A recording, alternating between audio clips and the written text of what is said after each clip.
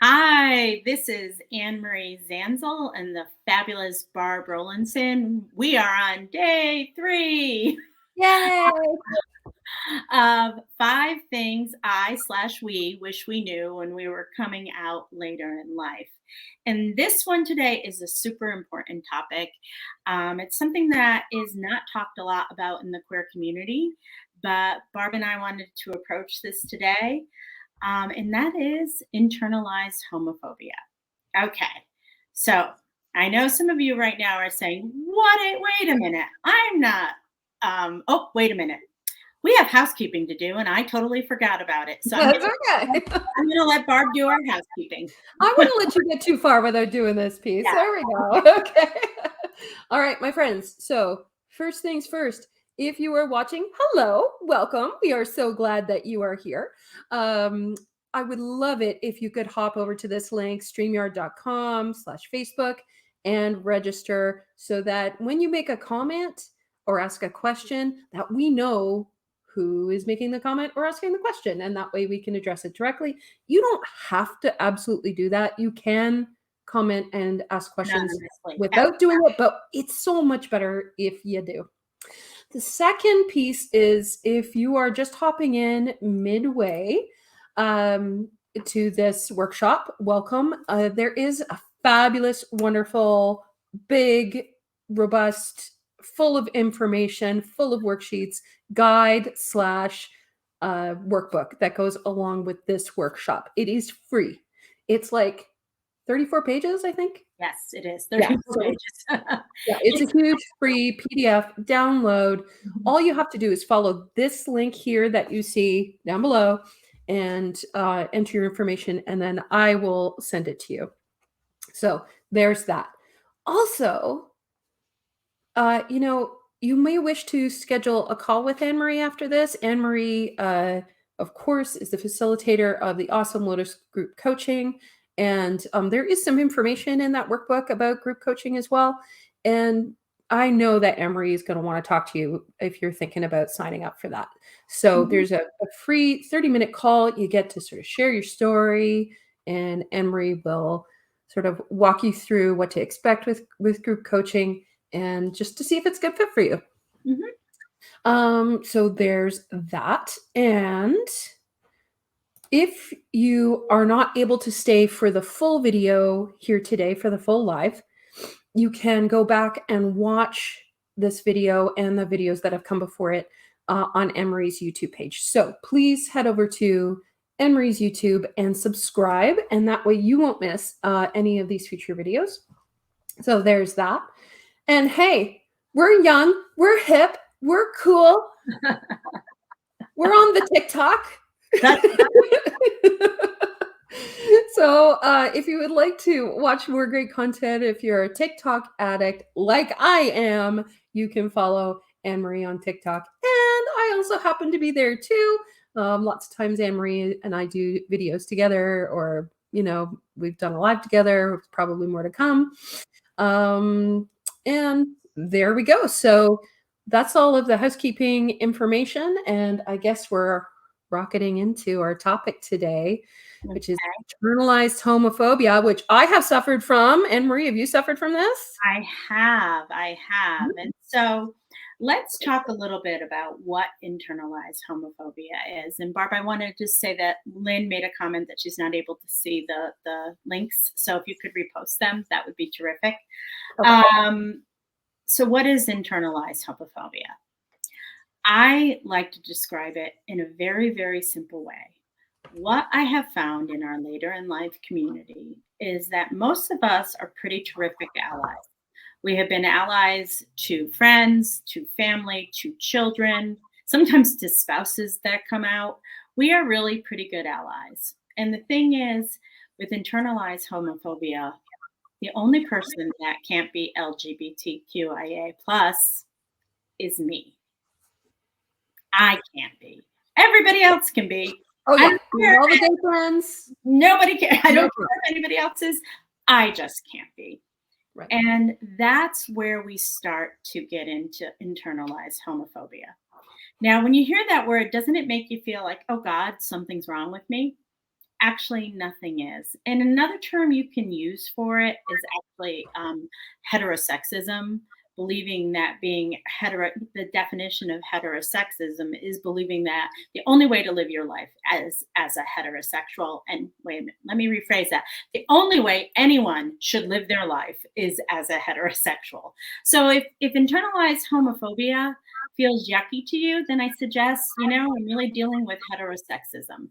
And the thing is that I was sort of really uncomfortable with that term when I was coming out, because I'm like, what? I've been a great ally. I am not homophobic. Right. But it really means about me and my journey, and not about anybody else's journey.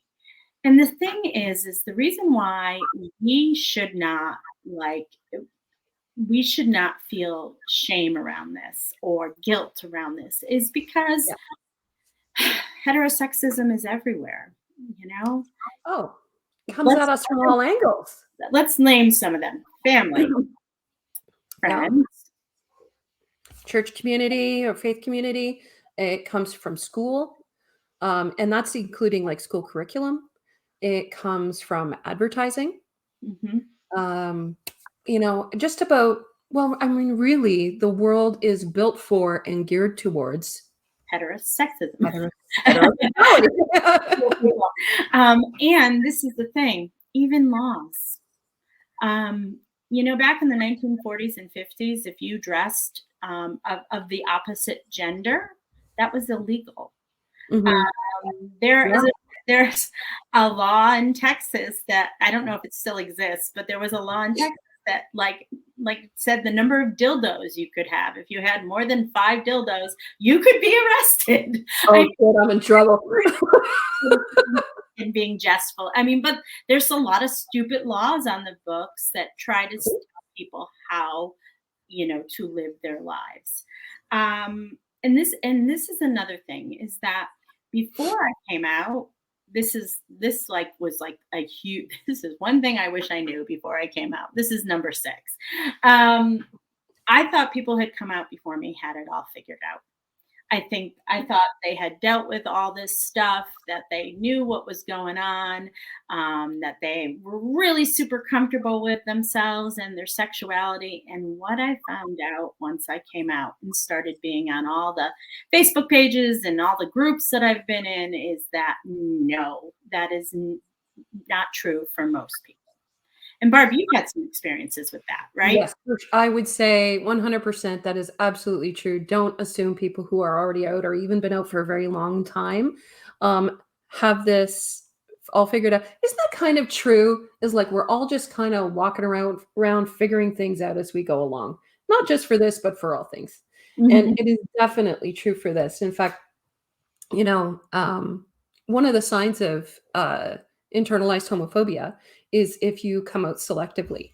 And I dated a woman for about 1.5 years, and I remember she was, I don't know who she would think she was fooling, because she was super butch, but she was not out at work, and I was not allowed to come to her office Christmas party. And as her, partner of over a year, that really stung. Also, I had asked her, because I was still fairly new out, hey, I'd really love to be able to go to Pride with you. Will you come with me to Pride this year? And she said, ugh, am I going to have to hold your hand? Oh, wow. That must have been ouch. Like, I'm like, I mean, ideally, you're my girlfriend. It would be great if you held hands. But she was afraid that somebody from work would see her.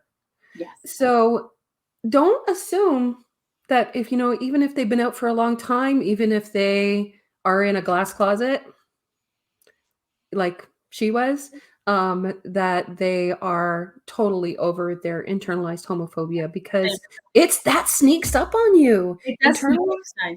And so let me give you an example. And I'm sure the last girlfriend you dated. So for example, like for a lot of us growing up, the word lesbian was a slur. Yes. Actually, it's still a slur now. Sometimes it can still be used as a slur, depending on who is saying it. So the word lesbian was a slur. And so if somebody was called a lesbian when you were in high school or maybe in college, what did that mean? Well, I It mean, meant I can remember that happening and people in my school being called a lesbian or some variation, other slur like that, and it meant less, almost like less than woman or less authentic girl, that you weren't the right kind of girl. absolutely, or less desirable. Yes. So if somebody got called a lesbian when they were young, it was often, or like mom or dad said, "Oh, look at that lesbian on TV. I don't want you to be a lesbian." My wife used to be her mother used to say to her, oh, if she wanted to go to a girls' college, and her mother said to her, "Well, if you go to a girls' college, you'll be a lesbian." And I was like, "Well," Yeah. I wasn't out then. She was still in high school, and she wasn't out at that point. Yeah. But I have had clients where their mom has said to them, "Oh, go change. You look like a lesbian. Oh, Mhm. you move like a lesbian." So, like, when you hear those things over and over and over again, even though you may not treat anybody worse because, of their sexual orientation, the thing is those seeds are inside of you, you know, Mhm. and those roots are inside of you. And it is very like, it's like you have to sort of overcome, like, a lot of times beginning people in like the in the later in life groups really have a strong aversion to the word lesbian, and that Mhm. is fine. Now eventually you can label yourself however you want to. I label myself queer, but a lot of times people will be really averse to the word lesbian just because of all the things we talked about now, and about when we were younger and stuff like that. So that's just an Mhm. example of how insidious internalized homophobia is. It is almost like this, it is sort of like how internalized racism is. Like, you can have racism towards another person, even though you don't feel like you do. Mhm. Sometimes microaggressions and things like that. So, how do you know if you have an internalized homophobia? The first thing I think is that a lot of us talk is denial. So, a lot of us lie to ourselves about our same sex attraction.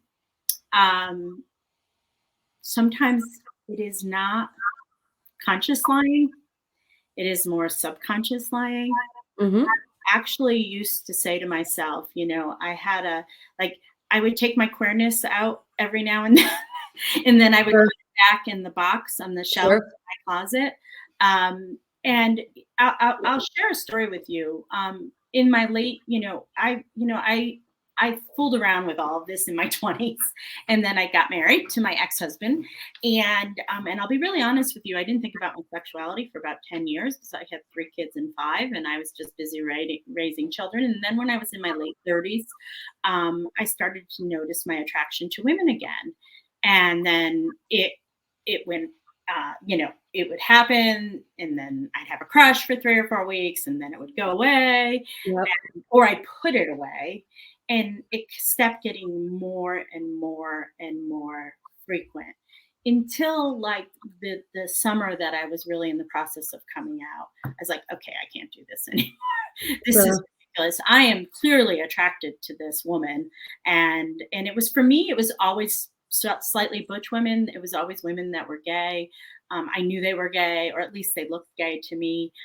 So that's where my attraction lied. Mhm. What's the word? Attraction was. And so was like, I was lying to myself, but I call it, for me, it wasn't lying. I call it when I finally acknowledged that I was gay. Yeah. It was like floating around the entire time. For sure. I can remember thinking like, being attracted to women, me too, definitely attracted to butch women. Um, and thinking, "Oh, I feel something, but it's not real. It's Mhm, not real." Somehow that kind of attraction was less than. mhm, mhm. And, I used to really conflate, like, I would think, "I really admire her," Yes, but yes. it wasn't admiration. It Mhm. was attraction. Right. So somehow I think where the self-awareness started to come in was when I started to realize, like, I am experiencing attraction and it is legitimate. It's just legitimizing it in my own mind that, yes, this is real. It's Mhm. not a phase. It's not a, oh, it's less than, or, lesbian sex isn't really sex. It's only sex if it happens between a man and a woman. Everything else is just play. It's just practice. Mhm. Yeah, Mhm. no. It's when you start to bring that awareness up of, yes, this is real and it is legitimate. Oh, and it's happening to me. Right. And the one of the best comments, and we say this all the time in the later in life community, is that so this is the thing is when we don't talk about stuff, we don't know who experiences what. And the thing is that when I first started to join these later in life groups, I like all of a sudden a bunch of women were talking about things that I had only thought in my head, and I thought nobody else talked about these things. Right. But what was really life changing for me is when someone said, "Straight girls don't lie awake at night wondering if they're gay." Bingo. Bingo, bingo, ding, ding, ding. What? They don't? And the reason why I didn't know that is because I thought everybody did it. Like, I literally thought everybody laid awake at night wondering if they're gay or not, because I spent a large portion of my life doing that, where I Mhm. was like, maybe I'm gay, maybe I don't know, maybe and just spent time and time again just rolling that around in my head. Do you think maybe part of that is attached to the fact that, I know this is especially true for our generation, um, like, we didn't see ourselves out there in the world. Yes, right. There was no representation. This is why Mhm, representation matters. mhm. I cannot think of a single example in my formative years Well, of. I do think of them like, watching Soap and or Benson, and they had a gay character on that, I believe, on the TV show. And the TV show Soap had a gay character, Billy Crystal Yes, was one. First of all guys, all um, guys. all guys, and they were often not respectfully treated.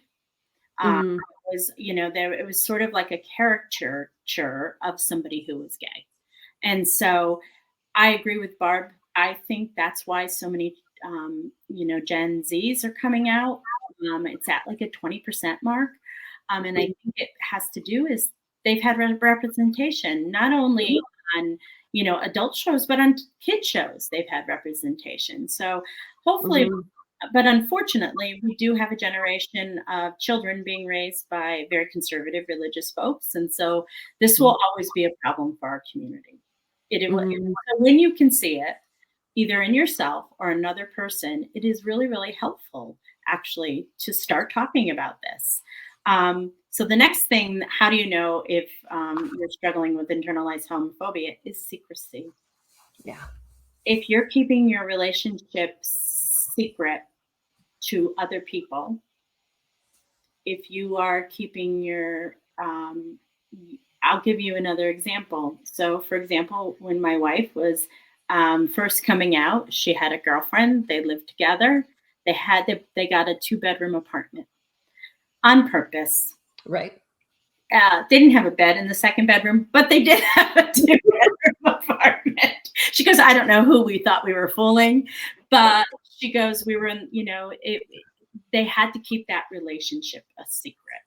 So Yeah, if you find that you are keeping relationships not secret to people you love and people you care about, and maybe friends and stuff like that, there may be some internalized homophobia going on. can I just interject here too and say, it's not necessarily just you keeping a secret, is Mhm. if you're asking other people to keep your secret as well.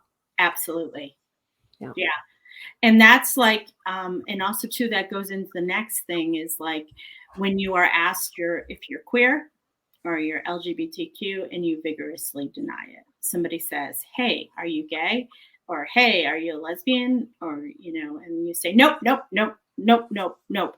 Yeah. Even when you know it, like you Mhm. are out to some of your friends or to some other people and you deny it, there is a little internalized homophobia going on. There's also, and then this links to another point just a little further down the line here. It's not just like flat out denying it as well. There's also lie by omission. Mhm. Mhm. Just conveniently never bringing it up. Mhm. Never, if somebody asks like, "Hey, why are you seeing anybody?" "Oh, no," like, and not digging in any farther. If you're, people ask you, especially this time of year with Thanksgiving and Christmas and Hanukkah and all these occasions where family gets together. A lot of times, family can have very like pointed questions about like, "Hey, you still single? Hey, are you still seeing that guy?" No. Yeah. And also, yeah, so Barb, let me ask you then, where's the line between like wanting to keep your private life private and, which is fine with family and stuff like that. You can keep your private life private or Mhm. and internalize homophobia. What would you say? I guess, definitely private. There's a difference between private and secret. Right. So private is, holding off more intimate detail so that you don't dive further into a subject with somebody who you're not comfortable talking to about it, or somebody who might use that information against you. Hmm. Secret is when there is a deliberate effort to conceal, Hmm. so that they don't have a whiff of it at all. And I'm not saying like absolutely. Sometimes it's not safe to come out to family. Right. Absolutely. Sometimes it's not a good idea to come out to family. So that may or may not be internalized homophobia that motivates, and it could be layers of both. Right. Let's Right. acknowledge that too, That's because where it starts to get complicated, right? yes, And, yes, and the only person who can really answer that question is you. mm, So, for example, if your family um, might know you're in the process of coming out, and they ask who you're dating somebody, and you are, but you don't want them to know. mhm, It becomes really super complicated because you're the one who knows whether you're deliberately hiding a secret mhm, because you don't want people to know that you're gay, or you're just not telling information to family members who can make your life difficult. So that's where it becomes really, really tricky to define what internalized homophobia is. for sure, for Yeah. sure. But this is the thing is if you're having a secret relationship, like you're leading a double life, you're spending time with same-sex partners only on certain days or time or under conditions where your identity is protected from others. So, for example, I had a client once that she and her girlfriend came out at the same time. Mhm, She was really ready to like own her queerness, totally own her queerness, but her girlfriend still kept her in the closet. Like, yeah, she kept her in a closet mm, because she wasn't ready to tell her family yet that she was gay. So her girlfriend's own internalized homophobia was preventing my client, let's call her Barb, my client Barb, but my client Barb from like really actually that did happen to you. When you talked about your that the girlfriend mhm, you were dating, her own internalized homophobia was preventing Barb to be the fullest expression of yourself. So mhm. when you are like keeping a secret, a relationship super secret when you can be out, then you might be dealing with heterosexism or internalized Mhm. phobia. Yeah, I would say, like, if you're any relationship that is meaningful to you, that you want to continue and to have grow and flourish, and that can be with a partner, like a romantic partner, but that could also be with anybody. Mhm. Um, Really, it is very, very, very difficult to have a full relationship, a fully realized relationship with a person if you are withholding a piece of yourself. Mhm. Mhm. It's Absolutely. just, you might wanna tell mom, and something's keeping you from it, and if mom's maybe not going to have a problem with it, but you're still not telling, and especially because somebody else is telling you not to tell, Mhm, it's very difficult. You are keeping that person a little bit at arm's length mhm, by not fully disclosing. mhm, mhm, So consider, when you are telling, how important is this person to me? mhm. Do I Absolutely. want to continue to have a relationship with this person? Mhm. Do I want this person to know me fully for who I am? Right, right. Right? In the workbook, we talk also about the more serious effects of internalized homophobia, which is called horizontal oppression. And I'll just Mhm, say briefly, it is like when you have a public official that everybody suspects that they may not be straight or they may be LGBTQ, and they are actually, enacting some very, very difficult laws against the queer community. mhm, Um, a lot of times some politicians, when that is horizontal oppression, it's when you so hate yourself that you turn that hate word outward into the world. mhm, And so mhm. we see that a lot, especially unfortunately here in the United States. So why is it important to deal with it, Barb? Internalized homophobia. Well, look, there's only so many. You've only got a limited amount of times before the cracks start in the dam, Hmm. and it's not going to hold back who you are forever. Right. And the more you try to struggle and gather strength to be able to hold back this piece of yourself that is so integral to who you are as a person, Hmm. because you didn't choose this is who you are. um it will manifest as symptoms in your body. Hmm. Hmm. It can manifest as depression. It can manifest as anxiety. Those are super common. It Hmm. can manifest as chronic pain, Hmm. um, gut issues, huge problem, migraines. Hmm. Um, So let me give some examples. So as you all know, I've been working with the queer community now for a while, and I have worked with women coming out later in life. I had a client that had alopecia, which is when you lose all your hair. Once mhm. she came out, all of her hair grew back. Come on! Yes. Hmm. That's All of, remarkable. well, but it's true. And Yeah. I have had clients with autoimmune diseases.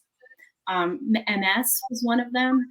And when she began the process of coming out, her doctor said she didn't have MS anymore, that it was in remission. And Mm, there was a study done by somebody in the Old Lilies group. I think it was Allison Lake, who did a study in her master's degree program. And she said that people who came out later in life reported less incidences of depression and anxiety once mhm, they came and also came out fully. And so trying to live in our world as someone you are not causes so many things: anxiety, depression, suicidal ideation, and all those health things I just mentioned, a lot of autoimmune stuff. mhm. Um, it is it is so important to be who we are and who we were created to be.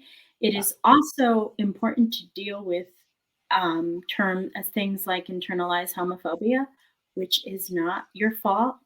No. You did not create it. You did not, it is, as Barb and I said in the beginning of this, homophobia comes from all places in society, everywhere, absolutely everywhere, even today. And once you start to get fluid in it, you really, really see it in like ways that you didn't expect to see it before. You can hear homophobic language, even when Mhm. someone is trying to be an ally or something You like for that. sure. Yeah. So we really believe that it's really important to work through our internalized homophobia. And that is why I'm so passionate about group work. Because when you are with a group of people who are going through the same thing as you, and you can see yourself in that other person, or you can see yourself reflected back to you, you begin Mhm. to see the internalized homophobia. And, I'm going to tell you that like 6 years out now, mine is a lot less worse than it used to be. It's still there, you It know? still surprises you from time to time. Yeah, like, and the thing is too, is that like, and I'll give you one example, another example before we end today, is that like how do I get over this? Like, how do I do this? So when I first was dating my wife, we were in my hometown, and it was a lot easier for me to come to Nashville to be gay because nobody knew me here, right? But Sure. when she came to visit me in Connecticut in my small little town, it was really hard. And I Mhm. remember, my wife has been out forever, so like she didn't even think about this stuff. But she held my hand in public there, and I Mhm. was, oh my god, like she's Sure. holding my hand in public, and I so like there's that intellectual side of me that was like, there is absolutely nothing wrong with this. This is Mhm. perfectly fine that she's holding my hand in public. But there was that emotional side, that internalized side that was like, oh shit, she's holding my hand in public. Yep. But you know how I got over it? I let her hold my hand. Yep. I told myself it was okay. And Mhm. there's a term in AA, fake it until you make it. Mhm. And so I just faked it, Yep. that I was comfortable with her holding my hand. Now I hold her hands in public, and she yells at me sometimes. But no, But it's not you're so right. The more you do it, the easier it becomes, and that's true of all of the things that are attached with coming out. right. Um, yeah, because coming out is definitely it's not a once and done process. Oh, no, You we come have out here. Don't want to scare you guys, but you come out for the rest of your life. oh gosh, I feel like I come out every day of my life. Well, yeah, femme, because femme women come out every day of their lives. For They, sure, yeah, for sure. There's no glass closet for me. no, But, it becomes the more you practice it, the more fluent you become and and it becomes second nature. yeah, Like, when I go places or do things, I will reference my wife. I call her my wife even though we're not quite married yet, but it's just easier. And, I'll make reference to her just in the same way that I used to talk about my husband, my ex-husband. mhm, It's just easier that way. And if mhm. people catch it, great, then they get it. "Oh, she's gay. Okay, moving on." If they don't catch it, well, it's not my fault. It's also like, yeah, and the thing is too is like but the thing is if you use the term "my wife" or "my girlfriend," you are coming out.